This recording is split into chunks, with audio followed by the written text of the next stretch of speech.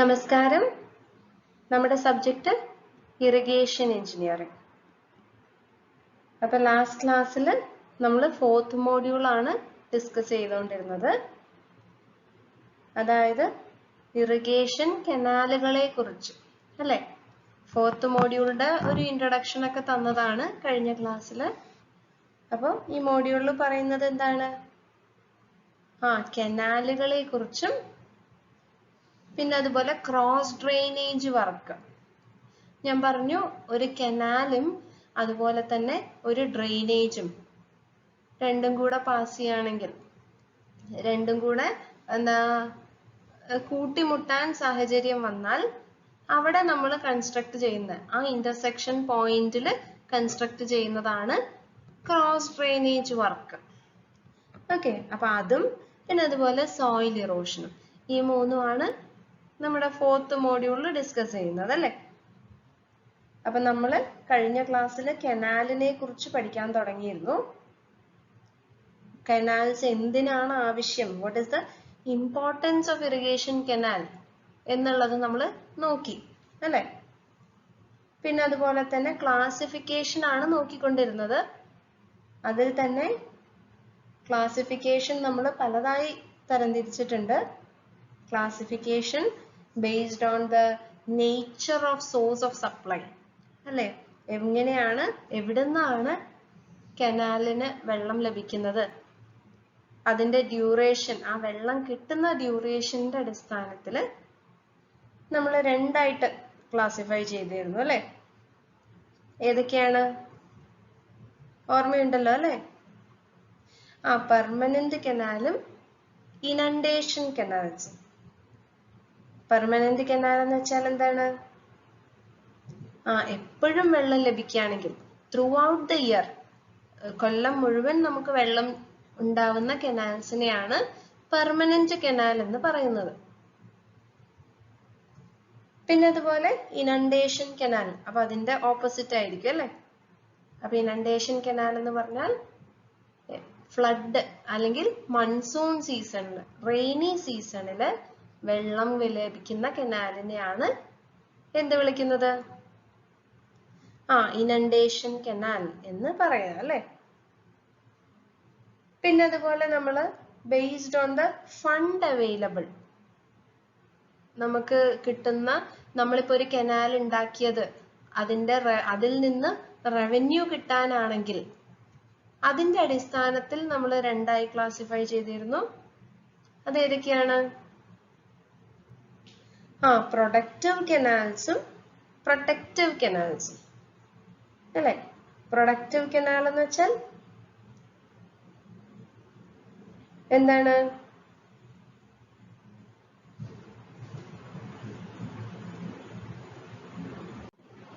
ആ ഒരു കനാലിന് നമ്മൾ ചെലവാക്കുന്ന തുക, ആ തുകയേക്കാൾ കൂടുതൽ പ്രോഫിറ്റ് നമുക്ക് ആ ഒരു കനാലിൽ കിട്ടും. അതായത് നമുക്ക് ആ ഒരു ഇൻകം കിട്ടും.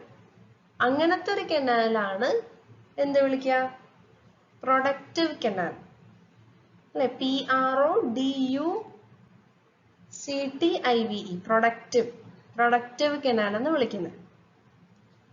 പിന്നെ നമ്മൾ അങ്ങനെ ഒരു റവന്യൂ പർപ്പസിന് വേണ്ടി അല്ലാതെ പബ്ലിക്കിന് വേണ്ടി, പബ്ലിക്കിന്റെ ആവശ്യങ്ങൾ നിറവേറ്റാൻ വേണ്ടി ഉണ്ടാക്കുന്ന കനാൽ, അതിനെയാണ് പ്രൊട്ടക്റ്റീവ് കനാൽ എന്ന് വിളിക്കുക അല്ലെ? പിന്നെ അതുപോലെ നമ്മൾ പിന്നത്തെ ക്ലാസിഫിക്കേഷൻ കൊടുത്തത് based on the carrying capacity of the canal ആണ്. അപ്പൊ അതാണ് നമുക്കിനി ഡിസ്കസ് ചെയ്യാനുള്ളത് അല്ലെ? Based on the carrying capacity, അതായത് ഓരോ കനാലിലും എത്രത്തോളം വെള്ളം, ക്വാണ്ടിറ്റി ഓഫ് വാട്ടർ ക്യാരി ചെയ്യുന്നുണ്ട്, അതിന്റെ അടിസ്ഥാനത്തിലാണ് നമ്മൾ ഒരു 5 ക്ലാസിഫിക്കേഷൻസ് പറഞ്ഞിരുന്നു അല്ലെ? മെയിൻ കനാല്, ബ്രാഞ്ച് കനാല് അല്ലെ? അപ്പൊ അത് നമുക്കൊന്നൊന്ന് നോക്കാം. അതാണ് കഴിഞ്ഞ ക്ലാസ്സിൽ നിർത്തിയത് അല്ലെ? ഓക്കെ, അപ്പൊ അത് നമുക്ക് നോക്കാം. അപ്പൊ based on the carrying capacity of the canal എങ്ങനെയൊക്കെയാ ക്ലാസിഫൈ ചെയ്തത്? ഞാൻ പറഞ്ഞു 5 ആയിട്ട് ക്ലാസിഫൈ ചെയ്തിട്ടുണ്ട് അല്ലെ?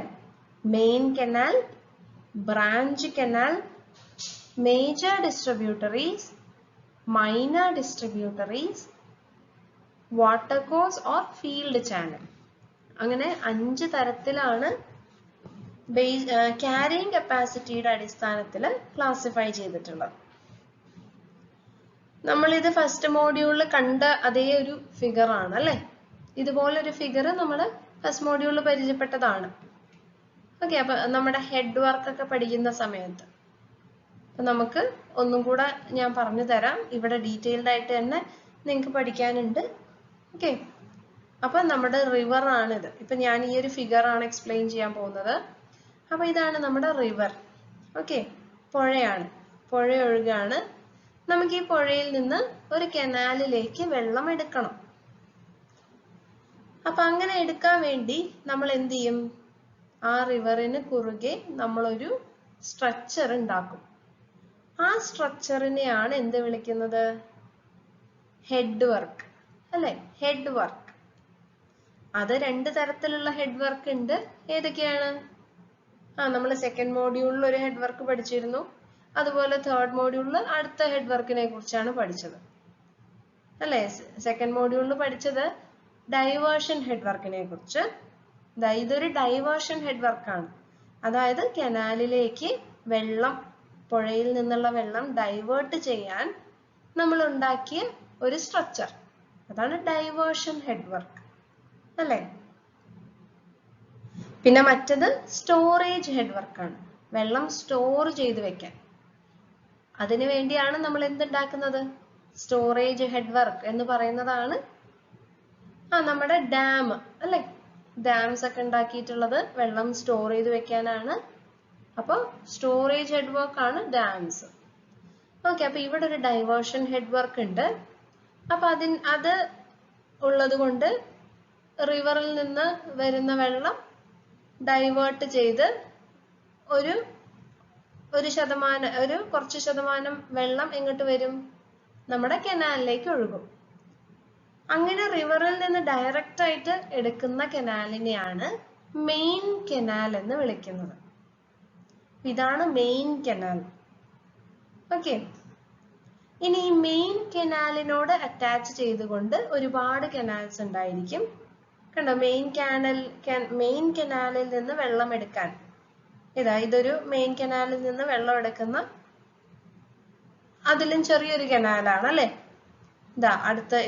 ഇതൊരു കനാലാണ്. കണ്ടോ? അതിനെയാണ് എന്ത് വിളിക്കുന്നത്? ബ്രാഞ്ച് കനാൽ എന്ന് വിളിക്കുന്നത്. ഇനി ഈ ബ്രാഞ്ച് കനാൽസിൽ നിന്നും വെള്ളം എടുക്കുന്ന കനാൽസിനെയാണ് ഡിസ്ട്രിബ്യൂട്ടറീസ് എന്ന് വിളിക്കുന്നത്. ഓക്കെ, ഇതൊരു ബ്രാഞ്ച് കനാലാണ്. അതിൽ നിന്ന് വെള്ളം എടുക്കുന്നത് ഡിസ്ട്രിബ്യൂട്ടറീസ്. ആ ഡിസ്ട്രിബ്യൂട്ടറീസ് ഇതാണ് ഇപ്പൊ ബ്രാഞ്ച് കനാൽ അല്ലെ? ഈ ബ്രാഞ്ച് കനാലിൽ നിന്ന് വെള്ളം എടുക്കുന്ന ഇത് ഡിസ്ട്രിബ്യൂട്ടറിയാണ്.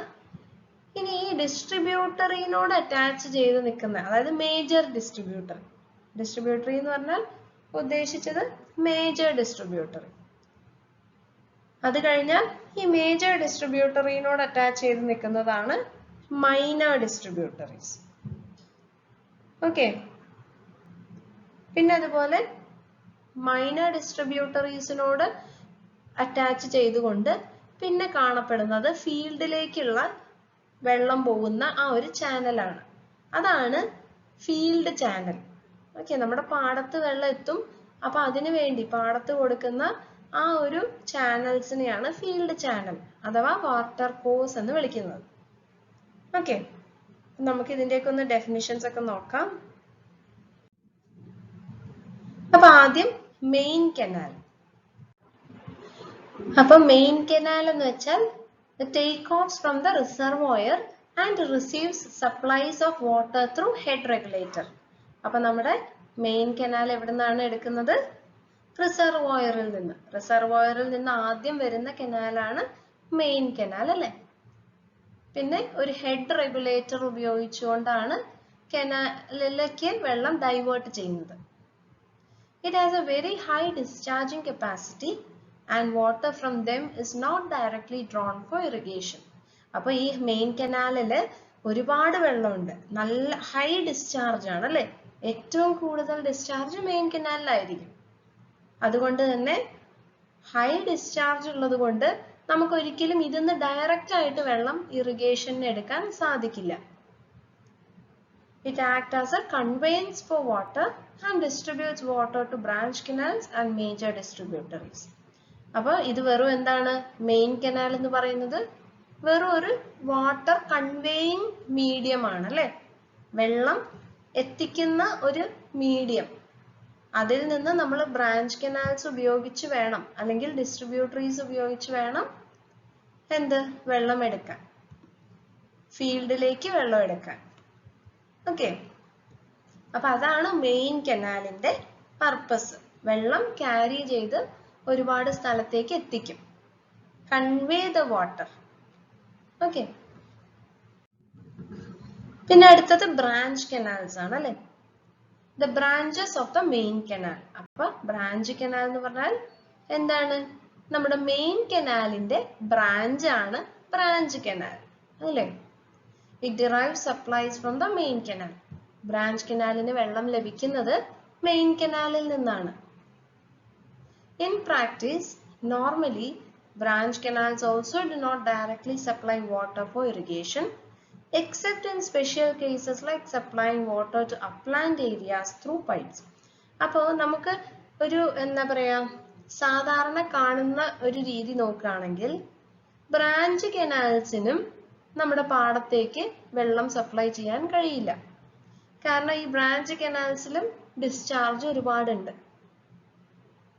അപ്പോൾ ഈ ബ്രാഞ്ച് കനാൽസിനോട് അടുത്ത് കുറച്ചും കൂടെ ചെറിയ കപ്പാസിറ്റി ഉള്ള കനാൽസ് അറ്റാച്ച് ചെയ്യണം. അതിനെ ഫീൽഡിലേക്ക് ക്യാരി ചെയ്യാൻ പറ്റും. പിന്നെ ചില സ്പെഷ്യൽ കേസസിൽ ബ്രാഞ്ച് കനാലിന് തന്നെ ഫീൽഡിലേക്ക് കൊടുക്കാം. ആ സ്പെഷ്യൽ കേസ് ആണ് പറഞ്ഞത് അപ്ലാൻഡ് ഏരിയാസ്.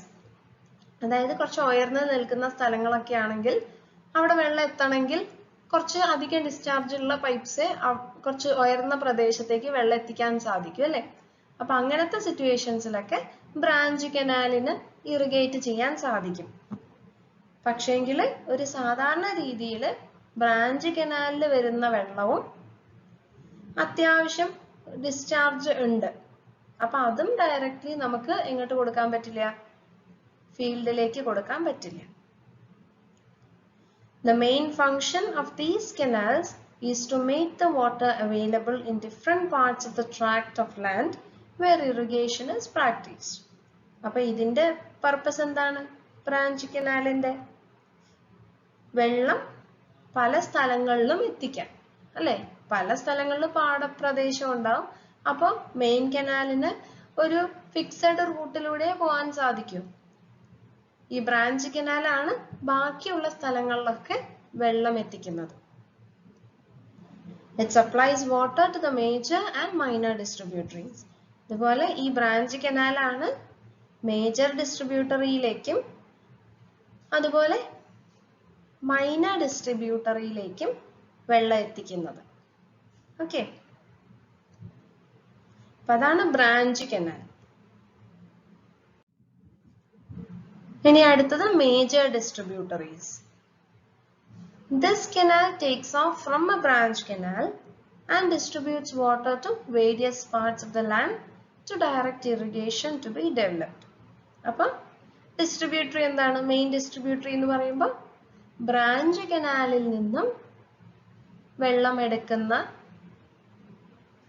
ചാനൽസ് ആണ് മേജർ ഡിസ്ട്രിബ്യൂട്ടറീസ്. എന്നിട്ട് നമ്മുടെ പാടത്തുള്ള പല പ്രദേശത്തേക്കും എത്തിക്കും. Since a carrying capacity is only from 0.5 to 5 cubic. Cubic എന്ന് പറയുമ്പോൾ എന്താണ് ക്യൂമെക്? നിങ്ങൾക്ക് പറയാമല്ലോ അല്ലേ?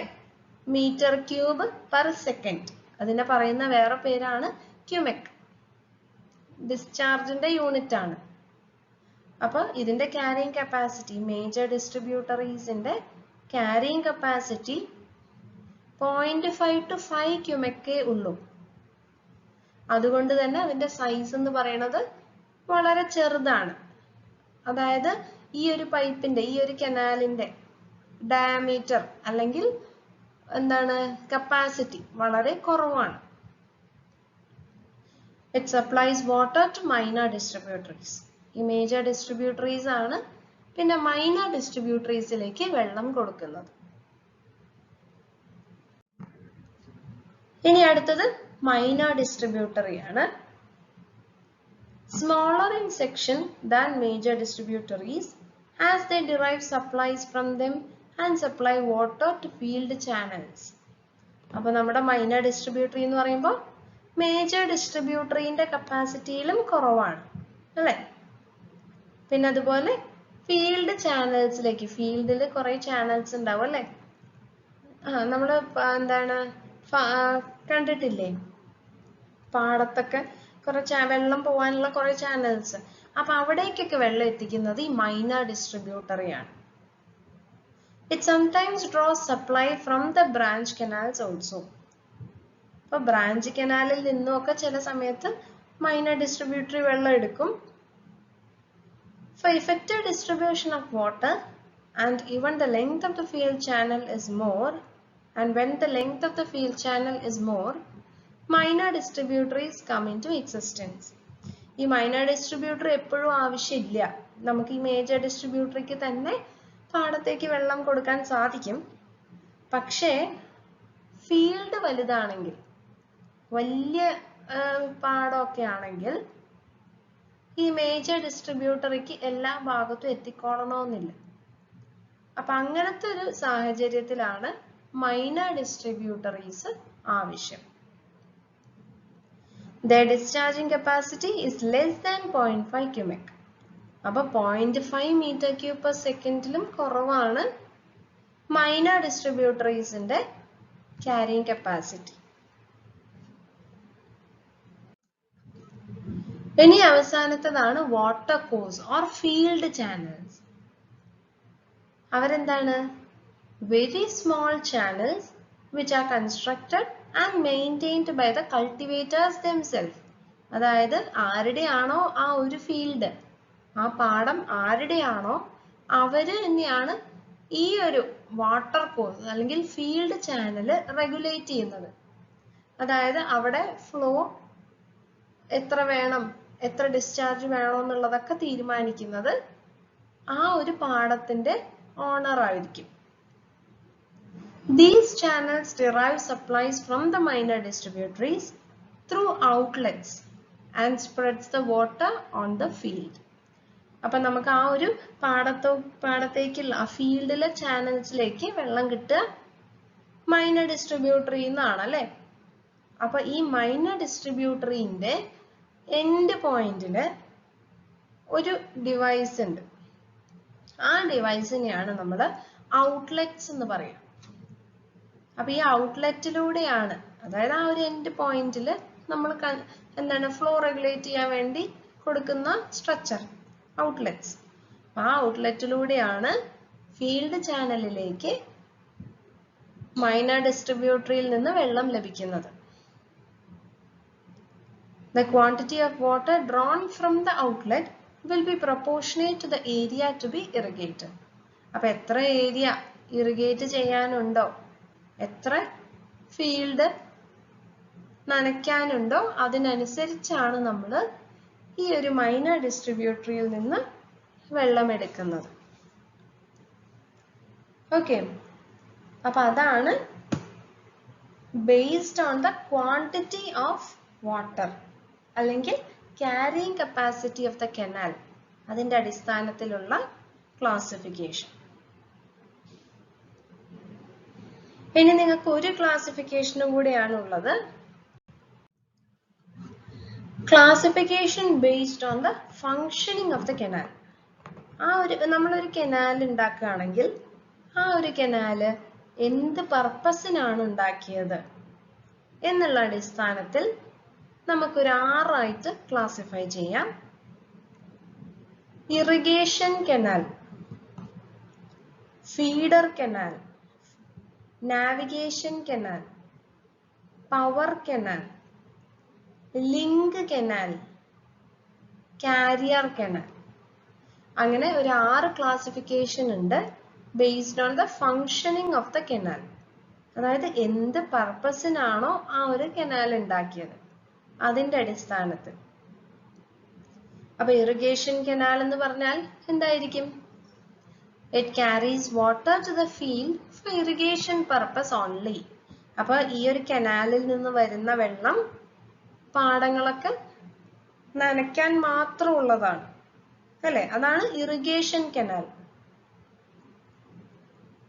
പിന്നെ അടുത്തത് ഫീഡർ ചാനൽസ്. ഫീഡർ ചാനൽ എന്ന് പറഞ്ഞാൽ it conveys water from a storage project to feed another irrigation scheme which is running short of water. അതായത് ഫീഡ് ചെയ്യാൻ വേണ്ടി. ഫീഡ് ചെയ്യാന്ന് വെച്ചാൽ എന്താ? ഭക്ഷണം കൊടുക്കുക അല്ലെ? ഭക്ഷണം കൊടുക്കണേന് നമ്മൾ എന്താ പറയാ? ഫീഡിങ് അല്ലെ? ഫീഡ് ചെയ്യാന്ന് പറഞ്ഞാൽ നമ്മൾ കൊടുക്കുക, ഭക്ഷണം കൊടുക്കുക. അതുപോലെ ഒരു സ്റ്റോർ ചെയ്ത ഒരു സോഴ്സിൽ നിന്ന് എവിടെയാണോ വെള്ളത്തിന് ഷോർട്ടേജ് വരുന്നത്, ഇറിഗേഷന് വേണ്ടി പാടത്തൊക്കെ ഇറിഗേഷന് വേണ്ടി എവിടെയാണോ വെള്ളം ഷോർട്ട് വരുന്നത് അവിടേക്ക് വെള്ളം കൊടുക്കാൻ വേണ്ടി എടുക്കുന്ന കനാൽ, അതാണ് ഫീഡർ കനാൽ. പിന്നെ അടുത്തത് നാവിഗേഷൻ കനാൽ ആണ്. It is used only to provide navigation facilities to the public. അപ്പൊ നാവിഗേഷൻ കനാൽ എന്ന് പറയുമ്പോൾ നാവിഗേഷൻ ഫെസിലിറ്റിക്ക് വേണ്ടി അല്ലേ? എന്താണ് നാവിഗേഷൻ? നാവിഗേഷൻ എന്ന് വെച്ചാൽ ട്രാൻസ്പോർട്ടേഷൻ അല്ലെ? ഒരു സ്ഥലത്ത് നിന്ന് മറ്റൊരു സ്ഥലത്തേക്ക് എത്താൻ വേണ്ടി നമ്മൾ കനാൽസ് ഉണ്ടാക്കും. അപ്പം ത്രൂ എന്താണ് ബോട്ട് അതുപോലത്തെ വാട്ടർ ട്രാൻസ്പോർട്ട് ഉപയോഗിച്ച് നമുക്ക് എത്താൻ സാധിക്കും. അപ്പൊ അതിനു വേണ്ടി മാത്രം ഉണ്ടാക്കുന്നതാണ് navigation canal. Used only to provide navigation facilities to the public. പിന്നെ അടുത്തതാണ് പവർ കനാൽ. പവർ കനാൽ എന്ന് വെച്ചാൽ it carries water to feed a device like turbine for the production of power. അതായത് ഇലക്ട്രിസിറ്റി ഒക്കെ ഉൽപ്പാദിപ്പിക്കാൻ വേണ്ടി ഒരു ടർബൈനിലേക്ക് വെള്ളം കൊണ്ടുപോകുന്ന കനാൽ. ടർബൈൻസിൽ നിന്നല്ലേ നമുക്ക് ഹൈഡ്രോ ഇലക്ട്രിസിറ്റി പ്രൊഡ്യൂസ് ചെയ്യുന്നത്. അപ്പൊ ആ ടർബൈനിലേക്ക് വെള്ളം എത്തിക്കാൻ വേണ്ടിയുള്ള കനാലിനെയാണ് പവർ കനാൽ എന്ന് വിളിക്കുക. പിന്നെ അടുത്തത് link canal. It is specially excavated and aligned to provide link between two rivers. രണ്ട് പുഴകൾ തമ്മിൽ കണക്ട് ചെയ്യിക്കാൻ വേണ്ടി കൊടുക്കുന്ന കനാലിനെയാണ് എന്ത് വിളിക്കുക? ലിങ്ക് കനാൽ എന്ന് വിളിക്കുക. ഓക്കെ. പിന്നെ അടുത്തത് carrier canal. Carries water to carry on irrigation under it and also supplies water to another canal. അപ്പോൾ ഒന്നെങ്കിൽ ഇറിഗേഷന് വെള്ളം കൊടുക്കാൻ വേണ്ടി അല്ലെ, പാടത്തേക്കൊക്കെ വെള്ളം സപ്ലൈ ചെയ്യാൻ വേണ്ടി, അല്ലെങ്കിൽ വേറൊരു കനാലിന് വെള്ളം കൊടുക്കാൻ വേണ്ടി ഒക്കെ ഉപയോഗിക്കുന്ന കനാലിനെയാണ് കാരിയർ കനാൽ എന്ന് വിളിക്കുന്നത്. അല്ലെ, കാരിയർ ആണ്. അതായത് ഇപ്പൊ ഒരു കനാലിൽ വെള്ളം ഷോർട്ട് ആണെങ്കിൽ വേറൊരു കനാലിൽ നിന്ന് വെള്ളം ഈ ഒരു കനാലിലേക്ക് എത്തിക്കും. അതിനെയാണ് കാരിയർ കനാൽ എന്ന് വിളിക്കുന്നത്. ഓക്കെ. ഇറിഗേഷൻ കനാൽ, ഇതിന്റെ ഫിഗർ തന്നിട്ടുണ്ട്. Irrigation canal, it carries water to the field for irrigation purpose only. അല്ലെ, പേര് സൂചിപ്പിക്കുന്നത് പോലെ തന്നെ ഇറിഗേഷൻ കനാൽ എന്തിനാണ്? വെള്ളം ഇറിഗേഷന് വേണ്ടി കൊടുക്കാൻ. ഈ ഒരു കനാലിൽ നമ്മൾ സപ്ലൈ ചെയ്യുന്ന വെള്ളം എന്തിനു വേണ്ടിയാണ് ഉപയോഗിക്കുന്നത്? ഇറിഗേഷന് വേണ്ടി അല്ലേ? ഓക്കെ. അപ്പൊ അതാണ് irrigation canal. Feeder channel. Feeder channel എന്തായിരുന്നു? It conveys water from a storage project to feed another irrigation scheme which is running short of water. വെള്ളത്തിന് ഷോർട്ട് ഉണ്ടെങ്കിൽ ഒരു വെള്ളം സ്റ്റോർ ചെയ്ത് വെച്ച സ്ഥലത്തിൽ നിന്ന് വെള്ളം ട്രാൻസ്പോർട്ട് ചെയ്ത് ഇറിഗേഷന് വേണ്ടി കൊടുക്കും. അതിനു വേണ്ടി ഉപയോഗിക്കുന്ന ചാനൽസിനെയാണ് ഫീഡർ ചാനൽ എന്ന് വിളിക്കുന്നത്. അടുത്തത് navigation canal. It is used only to provide navigation facility to the public. അപ്പോൾ പബ്ലിക്കിന് നാവിഗേഷന് വേണ്ടി കൊടുക്കുന്ന ചാനൽ, അതിനെയാണ് നാവിഗേഷൻ കനാൽ എന്ന് വിളിക്കുന്നത്. പിന്നെ പവർ കനാൽ, ഞാൻ പറഞ്ഞു ടർബൈൻസിലേക്ക് വെള്ളം കൊടുക്കാൻ അല്ലേ. carries water to feed a device like turbine for the production of power. അങ്ങനെയാണ് നമ്മുടെ ഹൈഡ്രോ ഇലക്ട്രിസിറ്റി ഉൽപ്പാദിപ്പിക്കുന്നത്. ഓക്കെ, അപ്പൊ ഇതൊക്കെയാണ് നിങ്ങളുടെ ക്ലാസിഫിക്കേഷൻ, കനാൽസിന്റെ ക്ലാസിഫിക്കേഷൻ. ഓക്കെ, അപ്പൊ നമ്മളിപ്പം classification based on the source of supply പഠിച്ചു. പിന്നെ അതിൽ നിന്ന് കിട്ടുന്ന ഫണ്ടിന്റെ അടിസ്ഥാനത്തിൽ രണ്ടായിട്ട് തിരിച്ചിരുന്നു, പ്രൊഡക്റ്റീവ് കനാലും പ്രൊട്ടക്റ്റീവ് കനാലും. പിന്നെ based on the carrying capacity നമ്മൾ 5 ആയിട്ട് ക്ലാസിഫൈ ചെയ്തു അല്ലെ. Main canal, branch canal, major distributary, minor distributary, water course അല്ലെ. പിന്നെ അതുപോലെ ലാസ്റ്റ് നമ്മൾ ബേസ്ഡ് ഓൺ ദ പർപ്പസ്, എന്തിനു വേണ്ടിയാണോ ആ ഒരു കനാൽ ഉണ്ടാക്കിയിട്ടുള്ളത് അതിന്റെ അടിസ്ഥാനത്തിൽ വീണ്ടും 6 ആയിട്ട് ക്ലാസിഫൈ ചെയ്തു. ഓക്കെ, അപ്പൊ അതാണ് നിങ്ങളുടെ കനാലിന്റെ ക്ലാസിഫിക്കേഷൻ. ഇനി നിങ്ങൾക്ക് അടുത്തത് പഠിക്കാനുള്ള ഒരു ടോപ്പിക് ബേംസിനെ കുറിച്ച്. ബേംസ് എന്താണ്? ബേം അതൊരു പുതിയ വാക്കായിരിക്കും അല്ലെ, ബേം എന്ന് പറയുന്നത്. എന്താണ് ബേംസ് എന്ന് നമുക്ക് നോക്കാം. It is a horizontal spacing given in between cutting and embankment, or in between two embankments, or in between two cuttings. അതായത് ഇപ്പൊ ഈ ഒരു ഫിഗർ നോക്കൂ നിങ്ങൾ. ഈ ഫിഗറിൽ ഇപ്പൊ എന്താ കാണാൻ സാധിക്കുന്നത്? ഇവിടെ ഒരു കട്ടിംഗ് ഉണ്ട്, അതായത് ഇവിടെ ഒരു കുഴി കുഴിച്ചിട്ടുണ്ട് അല്ലെ, ഒരു ട്രെഞ്ച് ഉണ്ട് എന്ന് വിചാരിക്കുക. കട്ടിംഗ്, ഇതിലെ മണ്ണൊക്കെ നമ്മൾ സൈഡിലേക്ക് ഇടും അല്ലെ. അപ്പൊ ആ സൈഡിലേക്ക് ഇടുമ്പോ അവിടെ ഒരു മണ്ണിന്റെ കൂമ്പാരം വരും.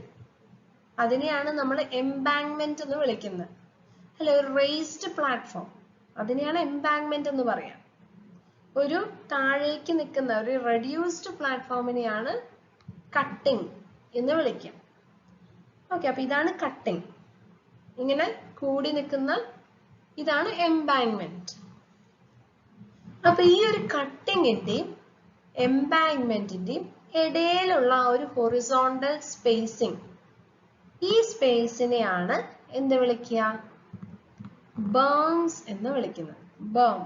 ബേം എന്ന് പറഞ്ഞാൽ ഈ ഒരു കട്ടിങ്ങിന്റെയും ഈ ഒരു എംബാങ്ക്മെന്റിന്റെയും ഇടയിലുള്ള ഈ ഒരു സ്ഥലത്തിനെയാണ് എന്ത് വിളിക്കുന്നത്? ബേംസ് എന്ന് വിളിക്കുന്നത്. BERM, ബേം. അപ്പോ ഇതിൽ പറയുന്നത് എന്താണ്? കട്ടിങ്ങിന്റെയും എംബാങ്ക്മെന്റിന്റെയും ഇടയിലുള്ള സ്ഥലമാവാം, അല്ലെങ്കിൽ ഒരു പക്ഷെ രണ്ട് കട്ടിങ്, ഇപ്പൊ ഇവിടെ ഒരു എംബാങ്ക്മെന്റിന് പകരം ഇവിടെ ഒരു കുഴിയുണ്ട്, അത് കഴിഞ്ഞപ്പോ ഞാൻ ഇവിടെയും ഒരു കുഴി കുഴിച്ചു. അപ്പൊ അങ്ങനെ രണ്ട് കുഴികളുടെ ഇടയിൽ നിൽക്കുന്ന ആ ഒരു ഹൊറിസോണ്ടൽ സ്പേസിങ്ങിനെയും എന്ത് തന്നെയാണ് വിളിക്കുക? ബേംസ് തന്നെയാണ് വിളിക്കുക. അതും അല്ലെങ്കിൽ ഇപ്പൊ എനിക്ക് ഇവിടെ ഒരു എംബാങ്ക്മെന്റ് ഉണ്ട്, അതുപോലെ ഞാൻ ഇവിടെയും ഒരു എംബാങ്ക്മെന്റ് ഉണ്ടാക്കി എന്ന് വെക്കാം. അപ്പൊ ആ രണ്ട് എംബാങ്ക്മെന്റുകളുടെ ഇടയിലുള്ള ഹൊറിസോണ്ടൽ സ്പേസിങ്ങിനെയും നമുക്ക് എന്ത് വിളിക്കാം? ബേംസ് എന്ന് വിളിക്കാം. Okay, so it is a horizontal spacing given in between cutting and embankment, or in between two embankments, or in between two cuttings. Okay, അപ്പോൾ ഈ ഒരു കട്ടിങ്ങിന്റെയും എംബാങ്ക്മെന്റിന്റെയും ഇടയിലുള്ള ഹൊറിസോണ്ടൽ സ്പേസിംഗ്, അല്ലെങ്കിൽ രണ്ട് കട്ടിങ്ങുകളുടെ ഇടയിലുള്ള ഹൊറിസോണ്ടൽ സ്പേസിംഗ്, അതും അല്ലെങ്കിൽ രണ്ട് എംബാങ്ക്മെന്റുകളുടെ ഇടയിലുള്ള ഹൊറിസോണ്ടൽ സ്പേസിംഗ്, അതാണ് ബേംസ്. ഇത് നിങ്ങളോട് ഒരു പക്ഷേ 2 മാർക്ക് ക്വസ്റ്റ്യൻ ഒക്കെ ആയിട്ട് ചോദിക്കാൻ സാധിക്കും. ബേംസ് എന്താണ്, ഡിഫൈൻ ബേം എന്നൊക്കെ പറഞ്ഞിട്ട്. കൺസെപ്റ്റ് വളരെ സിമ്പിൾ ആണ്. ആ ഒരു ഹൊറിസോണ്ടൽ സ്പേസിനെയാണ് berm എന്ന് വിളിക്കുന്നത്. A narrow horizontal strip of natural ground left between the canal section and the inner toe of the embankment. അപ്പോൾ അതിനെങ്ങനെയും പറയാം നമുക്ക്. It is a narrow horizontal strip. ഒരു ചെറിയൊരു സ്ട്രിപ്പ് ആണ് അല്ലെ, സ്ട്രിപ്പ് ഓഫ് ലാൻഡ്, നാച്ചുറൽ ഗ്രൗണ്ടിന്റെ ഒരു ചെറിയ സ്ട്രിപ്പ്. എന്തിന്റെ ഇടയില്? അപ്പൊ നമ്മളിപ്പോ ഈ പഠിക്കുന്ന മോഡ്യൂള് കനാലിനെ കുറിച്ചാണ് അല്ലെ. അപ്പൊ നമ്മുടെ ഈ ഒരു കട്ടിംഗ് എന്ന് പറയുന്നത് ഈ ഉണ്ടാക്കിയിട്ടുള്ളത് കനാലാണ്. അപ്പൊ ആ കനാലിന്റെയും സൈഡിലുള്ള ഗ്രൗണ്ടിന്റെയും ഇടയിലുള്ള ആ ഒരു ഹൊറിസോണ്ടൽ സ്ട്രിപ്പ്, അതായത് ഈ എംബാങ്ക്മെന്റിന്റെ ഈ ടോ ട്ടോ, ഇതാണ് അതിന്റെ ടോ. അപ്പൊ ഈ ഒരു ടോ വരെയും ഈ ഒരു പോയിന്റ് വരെ ഈ ഒരു ഹൊറിസോണ്ടൽ ഡിസ്റ്റൻസിനെയാണ് berm എന്ന് വിളിക്കുന്നത്. Best berm is one which remains at full supply level or slightly above it. അപ്പൊ ഏറ്റവും നല്ല berm എന്ന് പറയുന്നത് ആ ഒരു കനാലിന്റെ ഫുൾ സപ്ലൈ ലെവൽ ഇതുപോലെ ഫുൾ സപ്ലൈ ലെവൽ ഇപ്പൊ ഇതാണ് അല്ലെ. കനാലിന്റെ ഫുൾ ആയാൽ, ഈ കനാല് ഫുൾ ആയാൽ ഇത്രയല്ലേ ഉണ്ടാവുക വെള്ളം അല്ലെ, ഫുൾ സപ്ലൈ ലെവൽ. അപ്പൊ ആ ഒരു ഫുൾ സപ്ലൈ ലെവൽ അല്ലെങ്കിൽ അതിന് കുറച്ച് മുകളിൽ നിൽക്കുന്ന ആ ഒരു പോർഷൻ, അതാണ് ഏറ്റവും നല്ല berm എന്ന് പറയുന്നത്. In ordinary soils, section is dug with side slopes of 1:1. പൊതുവെ നമ്മൾ സാധാരണ സോയിലൊക്കെ സെക്ഷൻ എത്രയാ സ്ലോപ്പിലാണ് നമ്മൾ എടുക്കുക? 1:1 സ്ലോപ്പിലാണ് നമ്മൾ പൊതുവെ കൺസ്ട്രക്ട് ചെയ്യുക. But when the canal attains regime, silting takes place and finally side slope becomes 1/2:1. പൊതുവെ നമ്മൾ കനാല് സാധാരണ സോയിലുകളിലൊക്കെ കനാൽ ഏത് സ്ലോപ്പിലാണ് ഇടുക? 1 horizontal to 1 vertical അല്ലെ, അതായത് 45 ഡിഗ്രി ഇൻക്ലിനേഷൻ വരുന്ന രീതിയിലുള്ള സ്ലോപ്പിലാണ് കൺസ്ട്രക്ട് ചെയ്യാം അല്ലെ. പക്ഷേങ്കില് കനാലിലൂടെ വെള്ളം ഒഴുകുകയാണ്. അപ്പൊ ഈ ഒഴുകുമ്പോ നമുക്കറിയാം കനാലില് എവിടെയാണെങ്കിലും വെള്ളം ഒഴുകുമ്പോ ആ വെള്ളത്തിൽ ഒരുപാട് സസ്പെൻഡഡ് പാർട്ടിക്കിൾസ് ഉണ്ടായിരിക്കും അല്ലെ. നല്ല സിൽറ്റ് പാർട്ടിക്കിൾസ് ഒക്കെ ഉണ്ടായിരിക്കും. അപ്പോ സിൽറ്റ് പാർട്ടിക്കിൾസ് അടിഞ്ഞു കൂടാൻ സാധ്യതയുണ്ട്. അങ്ങനെ അടിഞ്ഞു കൂടി എന്ത് പറ്റും? ഈ കനാലിന്റെ ശരിക്കുള്ള ഷേപ്പ് മാറും അല്ലെ. കുറെ പാർട്ടിക്കിൾസ് അടിഞ്ഞു കൂടുമ്പോ വേറൊരു ഷേപ്പിലായിരിക്കും നമ്മുടെ കനാലിന്റെ ബെഡ് വരുന്നത്. ഓക്കെ, അപ്പൊ berm അതിനനുസരിച്ച് മാറും. അപ്പൊ ഇത് പറയുന്നത് എന്താണെന്ന് വെച്ചാൽ when the canal attains regime എന്ന് പറഞ്ഞാൽ ഒരു സ്റ്റേബിൾ സ്റ്റേറ്റ്, അവസാനം നമ്മുടെ സിൽറ്റ് എല്ലാം ഡെപ്പോസിറ്റ് ചെയ്ത് കഴിഞ്ഞ് കനാൽ ഒരു സ്റ്റേബിൾ ആയിട്ടുള്ള വേറൊരു ഫോമിൽ വരും. അപ്പൊ നമ്മൾ ഇത് കൺസ്ട്രക്ട് ചെയ്തത് ഈ ഒരു ട്രപ്പിസോയിഡൽ ഷേപ്പിലാണെങ്കിൽ പോലും സിൽറ്റ് ഒക്കെ ഡെപ്പോസിറ്റ് ചെയ്ത് കഴിഞ്ഞ് അവസാനം വേറൊരു ഷേപ്പിലായി മാറും കനാല്. അപ്പൊ അതായത് നമ്മൾ കൊടുത്ത 45 ഡിഗ്രി സ്ലോപ്പ് ഒക്കെ അങ്ങ് മാറും. അതിന് പകരം സ്ലോപ്പ് പിന്നെ എന്തായി മാറും? 1/2:1 അല്ലെങ്കിൽ 1:2 എന്നും പറയാം. ഇത് തന്നെയാണ് 1/2:1, അതിനെ തന്നെയാണ് 1:2 എന്നൊക്കെ പറയുന്നത്. അപ്പൊ 1:2 സ്ലോപ്പിലായി മാറും. ഓക്കെ, അപ്പൊ അതാണ് ഈ ഒരു ഫിഗറിൽ കാണിച്ചിട്ടുള്ളത്. Thus, original width of berm extends after the canal attains regime condition.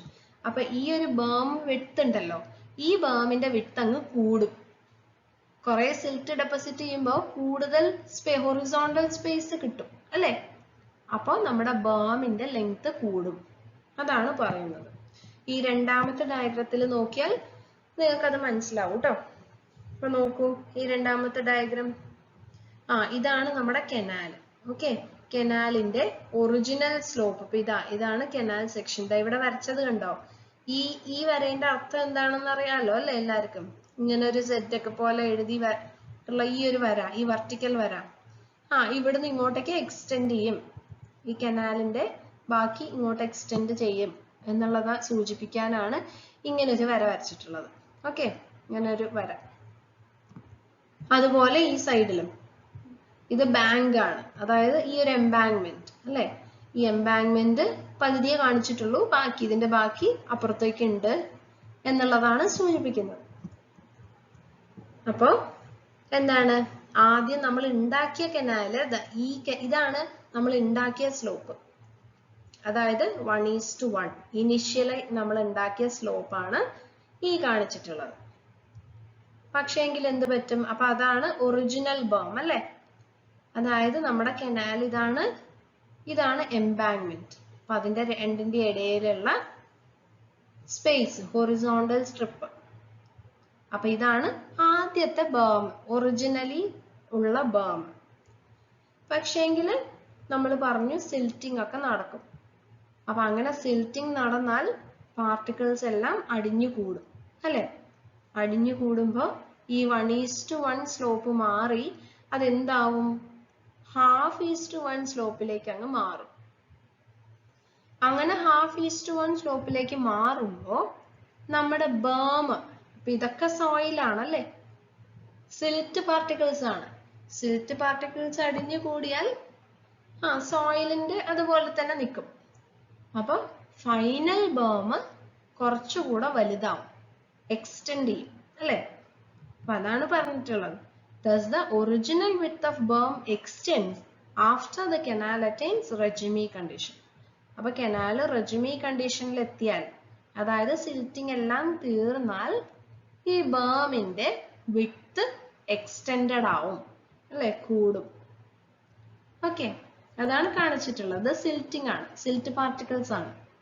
അപ്പൊ അതിന്റെ സ്ലോപ്പ് മാറും, അതുപോലെ തന്നെ ഈ ഒരു സ്പേസിംഗ് അങ്ങ് കൂടും. ഓക്കെ, അപ്പൊ അതാണ് ബേംസ് എന്ന് പറയുന്നത്.